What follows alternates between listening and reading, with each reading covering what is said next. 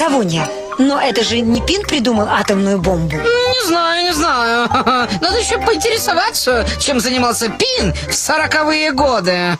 Как же я вас ненавидеть! Будь бы моя воля, я бы вас убил, задушил и мозги бы размозжил. Я сейчас сделаю тебе такой 45-й, ты, бля, не забудешь. Я сброшу на вас 250 тысяч тонн тротила. Ха-ха-ха, твита! Was wohl wir trinken, 7 Tage lang, was wohl wir trinken, so ein Jode и балсина, бля! Только не это, что угодно, но не это.